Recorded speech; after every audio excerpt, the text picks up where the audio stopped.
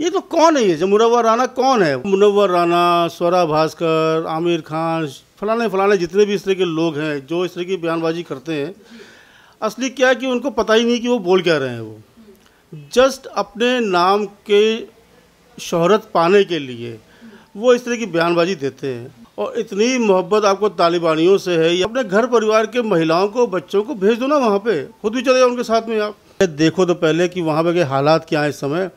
वहाँ की महिलाओं से पूछो कि वहाँ पे क्या हालात है इस समय। वहाँ के बच्चों से पूछो आप, जबरन उठाया जा रहा है उनको वहाँ से, जबरन वहाँ पे क्या क्या किया जा रहा है। मैं इस समय इस चैनल के थ्रू नहीं बोल सकता हूँ। आपको दिक्कत हो रही है, अगर आपको यहाँ के लोगों के साथ दिक्कत है, आपको यहाँ की सरकार के साथ दिक्कत है, आपको यहाँ के माहौल में दिक्कत अगर आपको है, तो मेरी आपसे विनती है कि सरकार आप लोगों के लिए एक स्पेशल चार्टर्ड प्लेन का बंदोबस्त करे और आप लोगों को जो है अफगानिस्तान, काबुल, कंधार, जहाँ कहीं भी जाना चाहते हैं, आप लोगों को भेज दिया जाना चाहिए। नमस्कार, मैं हूं आपके साथ मनीषा डिंडोरिया। स्वागत है आप सभी का प्यारा हिंदुस्तान पर। अफगानिस्तान के काबुल में अभी जो हालात हैं उसे देखते हुए तो यही लग रहा है कि जिस तरीके से अफगानिस्तान के मुस्लिमों के साथ बदसलूकी की जा रही है तालिबान के द्वारा, और हिंदुस्तान में बैठे मुस्लिम उसकी तरफदारी कर रहे हैं। हाल ही में अब मुनव्वर राना का ही बयान आप ले लीजिए, बोल रहे हैं कि तालिबान आतंकवादी नहीं है, उन्होंने अपना देश आज़ाद कराया है। ये कैसी आज़ादी है जो कि वहाँ के लोग ही खुश नहीं हैं, लोग वहाँ से भाग रहे हैं, औरतें खुश नहीं हैं, औरतों के साथ बदसलूकी की जा रही है, उनको काम करने की आज़ादी नहीं है, बोलने की आज़ादी नहीं है, कपड़ा पहनने की आज़ादी नहीं है अपने तरीके से। तो इसी पर हम चर्चा करेंगे। मेरे साथ अनूप कौल जी हैं, ये संपूर्ण कश्मीर संगठन के चेयरपर्सन हैं। इनकी राय हम जानेंगे। सर, मुनव्वर राना जिस तरीके का बयान दे रहे हैं, क्या कहेंगे? पहले भी काफ़ी बयानबाजी कर चुके हैं, अभी बोल रहे हैं कि तालिबान जो है आतंकवादी नहीं है। विनाश काले विपरीत बुद्धि, ऐसे सारे लोग जो इस तरह के बयानबाजी देते हैं, जब जब मेरे को मौका मिला है किसी भी टीवी चैनल में जाने का, मैंने हर बार सरकार से यही अनुरोध किया है और अपना विरोध भी जताया साथ में कि ऐसे लोगों के साथ जो है राष्ट्रद्रोह का मुकदमा चला के उनके ऊपर कड़ी से कड़ी कानूनी कार्रवाई होनी चाहिए।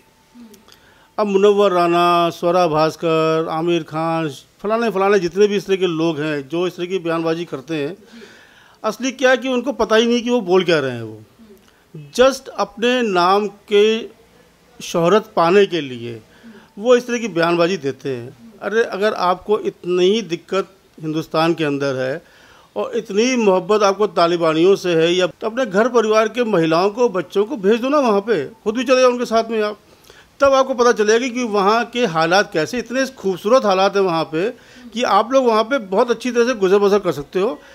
लोग वहाँ से भाग रहे हैं, वहाँ पे जगह खाली पड़ी हुई है, मकान खाली पड़ी हुई है, आप लोग यहाँ से चले जाओ। आपको दिक्कत हो रही है, अगर आपको यहाँ के लोगों के साथ दिक्कत है, आपको यहाँ की सरकार के साथ दिक्कत है, आपको यहाँ के माहौल में दिक्कत अगर आपको है, तो मेरी आपसे विनती है कि सरकार आप लोगों के लिए एक स्पेशल चार्टर्ड प्लेन का बंदोबस्त करे और आप लोगों को जो है अफगानिस्तान, काबुल, कंधार, जहाँ कहीं भी जाना चाहते हैं, आप लोगों को भेज दिया जाना चाहिए। शफीकुर रहमान पर क्या कहेंगे? वो भी इस तरीके की बयानबाजी कर रहे हैं। 20 साल की कुर्बानियों के बाद आज़ाद हुआ है तालिबान, इस तरीके से वो बोल रहे हैं। देखिए, वो सांसद हैं, समाजवादी पार्टी के बुजुर्ग हैं, खो जाता है कभी कभी उनके लहजे में क्या निकल के आ गया। बाद उन्होंने बोला कि नहीं जी, मेरे बयान को तोड़ मरोड़ के पेश किया गया है। असली क्या है कि अभी यूपी के अंदर 2022 में इलेक्शन होने वाले हैं, बहुत कोई स्टेक पे लगा हुआ है। वहाँ पे जो योगी जी की लोकप्रियता या मोदी जी की जो लोकप्रियता है, उसके कारण वहाँ पे दिख रहा है लोगों को कि हाँ, भारतीय जनता पार्टी के आने की पूरी संभावना है। अब ये क्या होता है कि इन लोग को ऐसे बयानबाजी देने से शायद उनको लगता है कि वहाँ की जो मुस्लिम आबादी है या वहाँ के जो वोटर्स हैं इस तरह के, वो शायद इनके चक्करों में फंस जाएंगे। मेरा एक ही कहना है, फिर से मैं जो पहले बोल चुका हूँ, मेरा वही कहना है कि आप लोग जो इस तरह के बयानबाजी देते हो, आपको पहले समझना चाहिए कि आप एक संवैधानिक पोस्ट पे बैठे हुए हो, संवैधानिक पद है आपके पास, आप एक सांसद हैं, आपने बतौर सांसद आपने भारतीय कॉन्स्टिट्यूशन के ऊपर जो है शपथ ली हुई है सांसद बनने के लिए। आप इस तरह की बयानबाजी दे के आप भारतीय संविधान का मखौल उड़ा रहे हैं, भारतीय संविधान को आप ना मानने की चुनौती दे रहे हैं। तो ऐसे लोगों के साथ तो इनका स्वतः संज्ञान लेना चाहिए। ऐसे लोगों के खिलाफ सुप्रीम कोर्ट के द्वारा, पार्लियामेंट ऑफ इंडिया के द्वारा स्वतः संज्ञान लेते हुए इनकी सदस्यता को तुरंत ख़त्म कर देना चाहिए, भंग कर देना चाहिए। तब ऐसे लोगों को जो है उनको पता चलेगा कि भारत के अंदर इस तरह की देश विरोधी बयानबाजी देना कितना घातक साबित हो सकता है।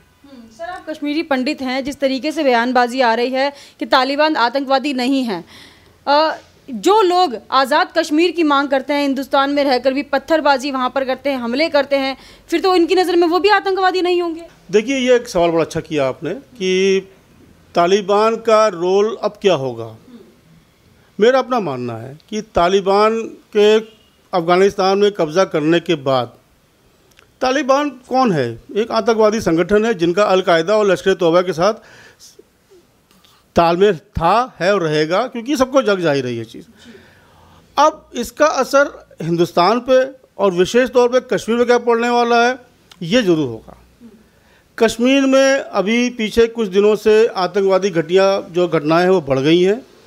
इसका कारण एक बहुत बड़ा है कि उनको भी लगता है कि कहीं ना कहीं इस तरह की, कहते हैं ना कि हौसला अफजाई हो जाती है उनकी, लेकिन शायद वो ये भूल रहे हैं कि सरकार बदल चुकी है, नियम कानून बदल चुके हैं, यहाँ की नीयत और नीति बदल चुकी है।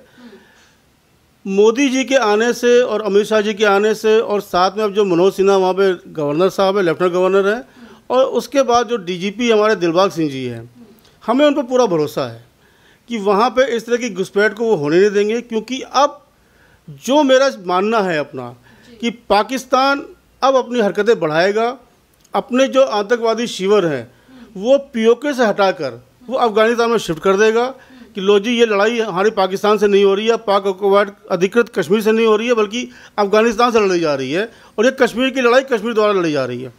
ये इसकी संभावना बहुत ज़्यादा है, और मैं इस तरह से जो है बताना चाहता हूँ कि सरकार इसका जो है ज्ञान ले, संज्ञान ले, इस तरह की घुसपैठ को पूरी तरह से रोका जाए। किसी भी अफ़गानी को, क्योंकि भारत सरकार की एक जो है बड़ी वो नरम नीति रही है कि इस तरह किसी भी देश के जो है लोग कहीं पे भी जो फंस जाएं उनको बुला के ले आओ, हमारा दिल बहुत बड़ा है, हम उनका स्वागत करते हैं। वो दिन गए जब इनके स्वागत करने की ज़रूरत थी। अफ़गानिस्तान के किसी भी नागरिक को हिंदुस्तान में शरण ना दी जाए, क्योंकि अगर आज आपने शरण दिया है तो कल यही फन निकालेंगे अपना और आपको ही डसेंगे। मैं जनता को भी आग्रह करूंगा आपके चैनल के द्वारा कि कहीं पे भी आप पूरा जो है अपना जोर लगा दीजिए, अपनी आवाज़ बुलंद करिए, किसी भी अफ़गानी को हमारे देश के अंदर शरण नहीं मिलनी चाहिए, कि वो जब मौका लगेगा तब इसका जो है वो नाजायज़ फ़ायदा उठाएंगे। और हमको इसलिए बताना पड़ रहा है क्योंकि हम कश्मीर से भागकर हिंदुस्तान के विभिन्न कोनों में तो हमको जगह मिल गई है। आप कहाँ जाओगे? आपको जगह नहीं मिलेगी कहीं पे भी मिलने की, आपको भागना पड़ेगा। तो कहाँ भाग के जाओगे आप? ये सोचने की बात है, ये विचार करने की बात है। मेरा लिहाजा फिर से एक बार ये कहना है कि भारत सरकार को, खासकर हमारे जो अमित शाह जी गृह मंत्री हैं, कि किसी भी अफ़गानी को यहाँ पे पनाह ना दी जाए, शरण ना दी जाए। इसके लिए आपको जो भी कदम उठाना पड़ता है उठाइए, चाहे अंतर्राष्ट्रीय स्तर पर कोई भी बोलता है कुछ बोले, क्योंकि उनको इस्लामिक कंट्रियों ने मना कर दिया है उनको शरण देने से, तो हम क्यों उनको दें शरण? उनके अपने इस्लामिक देश जो हैं उन्होंने अपने बॉर्डर सील कर दिए हैं कि कोई भी अफ़गानी वहाँ पे नहीं आएगा।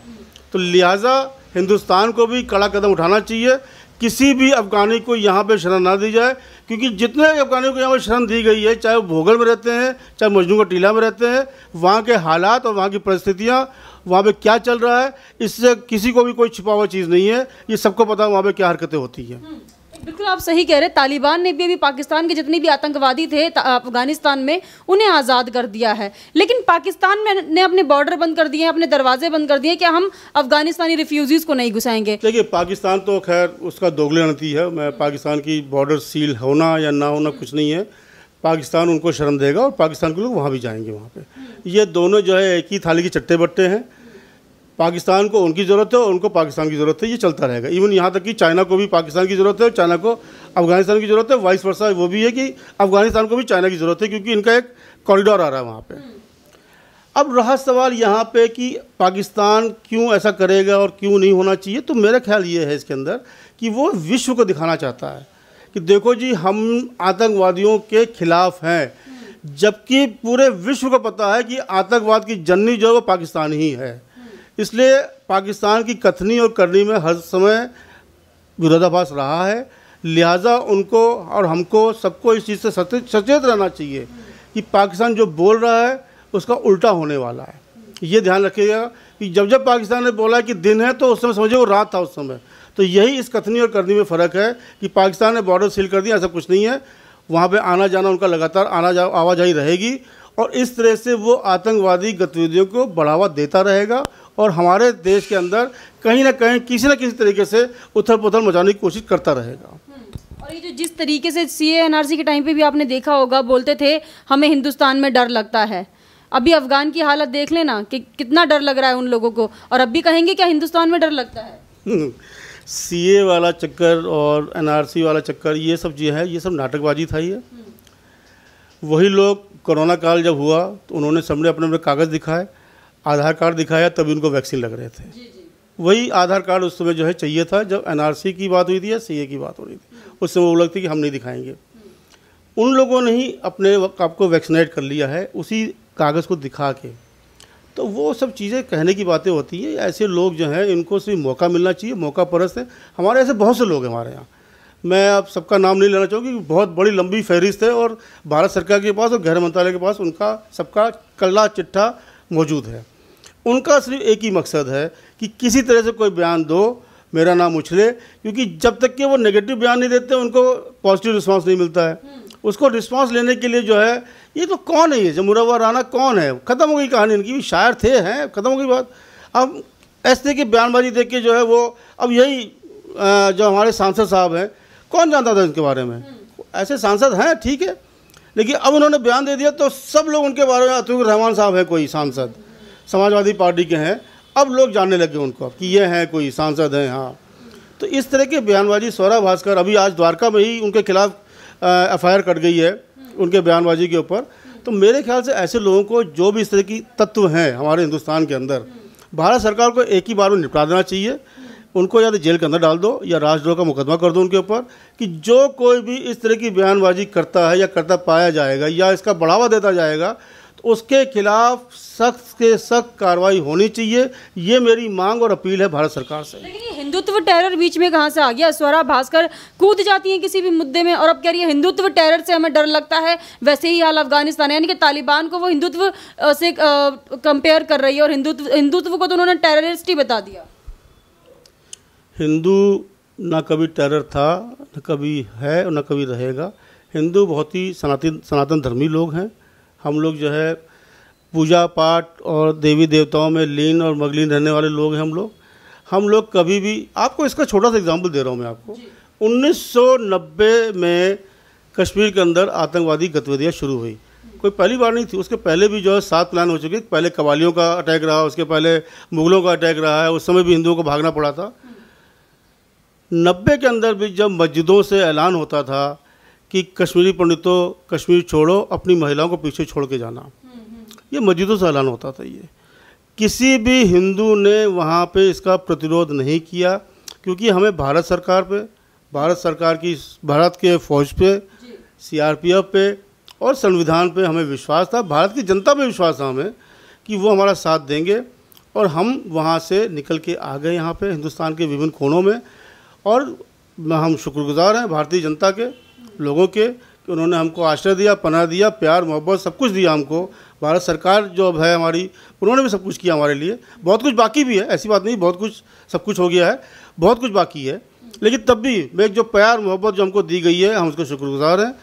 हम लोग का कहना यह है कि हिंदू कभी भी आतंकवाद में लिप्त नहीं रहा है। वो टेरर की वो बात कर रही हैं, अभी तालिबान को आप देख लीजिए, क्या उसे इस्लाम टेरर नहीं कहेंगे? जिस तरीके से कश्मीरी पंडितों पर हमला हुआ था, क्या उसे इस्लाम टेररिज्म नहीं कहेंगे? जिस तरीके से आतंकवादी गतिविधियां होती है, क्या उसे इस्लाम टेररिज्म नहीं कहेंगे? तो इस्लाम टेरर बोलने में इतना डर क्यों?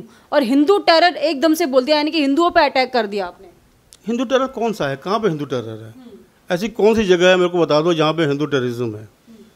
हर जगह, किसी भी आप स्थान की बात करो, चाहे वो यूपी, आज की तारीख में यूपी सबसे उस पर चल रहा है, क्योंकि वहाँ पे इलेक्शन की तैयारी चल रही है, तो वहाँ पे कुछ ना कुछ बातचीत इस तरह की निकलती रहती है। मेरे ख्याल से यूपी हो, चाहे वो गुजरात की बात होती है, गुजरात हो, चाहे कोई भी जगह है, कोई भी राज्य है, वहाँ पे कोई भी मुसलमान को किसी तरह की कोई दिक्कत नहीं है। चाहे वो अपने इबादत करने में, चाहे उनके अपने धर्म को निभाने में, कहीं पे भी किसी ने कोई दिक्कत पेश नहीं करी है। जबकि हिंदुओं के साथ वक्त बे वक्त पे इस तरह की नाइंसाफ़ियाँ होती रही हैं, और वो उसका कारण से इस्लामिक टेररिज्म था, इस्लामिक टेररिज्म है अभी भी। और ये लोग जो हैं, जहाँ पे भी इनको मौका मिलता है, इनको हिंदुओं को दबाने की कोशिश करते हैं, इनकी आवाज़ को दबाने की कोशिश करते हैं, इनकी पूजा प्रथा को रोकने की कोशिश करते हैं, और जब मौका मिलता है तो इनके मंदिरों को भी तोड़ने की कोशिश करते हैं। तो ये हिंदू का आतंकवाद है, ये इस्लामिक आतंकवाद है। इस्लामिक आतंकवाद सिर्फ हिंदुस्तान के अंदर ही नहीं, वर्ल्ड के अंदर फैला हुआ, और वर्ल्ड ने मान लिया है कि सिर्फ एक ही आतंकवाद इस समय, वो इस्लामिक आतंकवाद है, जिसका बढ़ावा देने का श्रेय सबसे ज़्यादा जो है पाकिस्तान को जाता है। और हमारे यहाँ के कुछ ऐसे कथित नेतागण हैं या अभिनेतागण हैं जिनको ये तकलीफ़ है कि यहाँ पे हिंदू के साथ मुसलमान सुरक्षित नहीं है। तो बहुत ऐसी जगह हैं, यानी कि सभी जगह ऐसी है जहाँ पे हिंदू मुसलमान साथ रह रहा है और शांति से रहना चाहता है। हिंदुस्तान का एक एक शख्स वो शांति से रहना चाहता है, अपना आर्थिक विकास करना चाहता है, हर तरह की विस्तारवादी में निभान करता है। लेकिन ये जो इस तरह के लोग होते हैं हमारे यहाँ के, वो इस तरह का भाईचारा पसंद नहीं करते।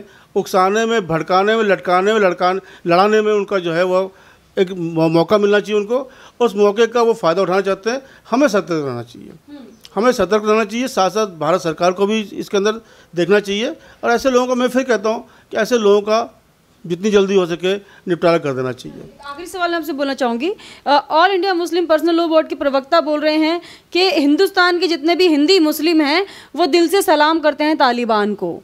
तो क्या सच में हिंदुस्तान के मुस्लिम खुश हैं कि तालिबान अपना आतंक फैला रहा है अफगानिस्तान के अंदर? मैंने आपको पहले ही बोला था कि ऐसा कोई भी शख्स जो तालिबान का समर्थक है, जिनको तालिबानी हरकतों पे नाज है, जो चाहते हैं कि हाँ उन्होंने जो अभी तक के नरसंहार किया है वहाँ पे, कि मैंने बहुत से वीडियोस देखी है जिसमें वो खुलेआम कत्ले गारत करते हैं, बाजू काट देना, गर्दन काट देना, कोई भी अंग काट देना, महिलाओं के साथ जो है अत्याचार करना बैठ के, वगैरह वगैरह। अगर उनको ये चीज़ जायज़ लगती है कि तालिबानी उनके भाई है, तो मेरा उनसे अनुरोध है कि वो वहाँ पे चले जाएं, खुद ना जाएं, अपने घर की जो है महिलाएं, बच्चे हैं, बहन हैं, बेटी, उनको भेज दें वहाँ पे एक बार। अगर वो वहाँ पे सुरक्षित रहते हैं तो हम भी मान लें कि यहाँ पे तालिबानी बहुत अच्छे हैं। अरे पहले देखो तो पहले कि वहाँ पे के हालात क्या हैं इस समय। वहाँ की महिलाओं से पूछो कि वहाँ पे क्या हालात है इस समय, वहाँ के बच्चों से पूछो आप, जबरन उठाया जा रहा है उनको वहाँ से, जबरन वहाँ पे क्या क्या किया जा रहा है। मैं इस समय इस चैनल के थ्रू नहीं बोल सकता हूँ, लेकिन ये सर्वविदित है कि तालिबानी जो है वो वहशी हैं, वहशी दरिंदे हैं। उनके साथ जो है जितना भी किया जा सकता है, मेरा बस चले, अगर मेरे हाथ में अगर आए तो मैं उनको जो है बैठ के एक ही बार में, कोई मेरे को गिला नहीं होगा, मैंने कितनों को मार सकता हूँ मैं। तो ऐसे लोग हैं वो लोग, उनका इस दुनिया में रहने का कोई अधिकार नहीं है। उनके साथ अगर कोई रहना चाहता है तो शौक से रहें, जाएं। भारत सरकार उनके लिए चार्टर्ड प्लान अरेंज कर देगी। मैं उनसे विनती करूंगा कि चार्टर्ड प्लान करके इन लोग के परिवार को अफ़गानिस्तान, काबुल, कंधार, जहाँ के भी जाना चाहते हैं जाएं।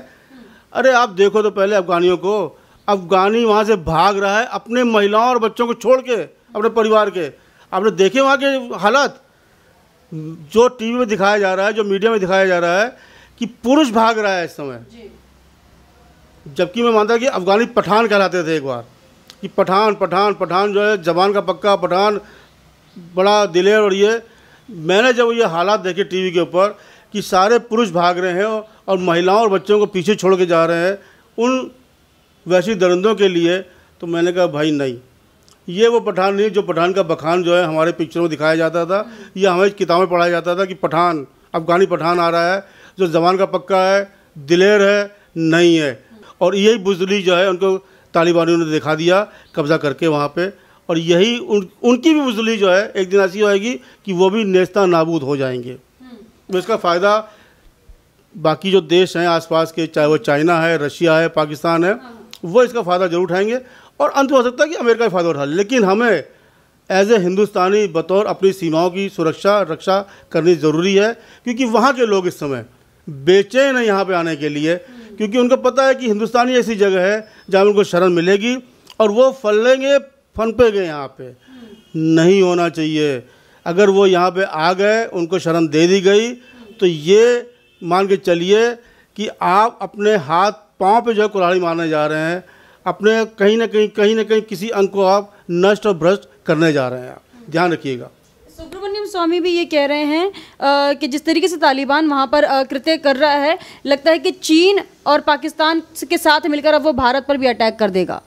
नहीं, ऐसा कुछ नहीं है कि कोई अटैक करने किसी की ना कोई औकात है, चाहे वो चाइना हो चाहे पाकिस्तान हो, किसी की देश की कोई औकात नहीं रह गई। अब हम इतने सक्षम हैं, हमारा नेतृत्व इतना सक्षम है इस समय कि किसी की देश की कोई औकात नहीं है हमारी तरफ नज़र उठा के देखने की। हाँ, घुसपैठ कर सकते हैं, छुटभैया हरकतें कर सकते हैं, टुच्ची हरकतें जिसको बोलते हैं ना, वो कहता हूँ वो कर सकते हैं वो लोग कि बॉर्डर पे चले गए, वहाँ पे मार दिया एक आध को, या किसी और बेगुनाह इंसान को मार दिया वहाँ पे। जैसे कश्मीर में पिछले कई दिनों से लगातार वहाँ पे हत्याकांड चल रहा है, बैठ के निर्दोष लोगों को मारा जा रहा है, चाहे वो भारतीय जनता पार्टी कार्यकर्ता हो, चाहे वो सरपंच हो, चाहे वो पुलिस वाले हों, उनको मारा जा रहा है इस समय। लिहाजा ऐसा कुछ नहीं है। हमारा नेतृत्व, हमारी फ़ौज, हमें फ़ौज पर गर्व है, हमें नाज है। उनके रहते हुए सीमा के इस पार आने की ज़रूरत कोई भी देश नहीं कर सकता है। इतने सक्षम और बलशाली आज की तारीख में हम हैं।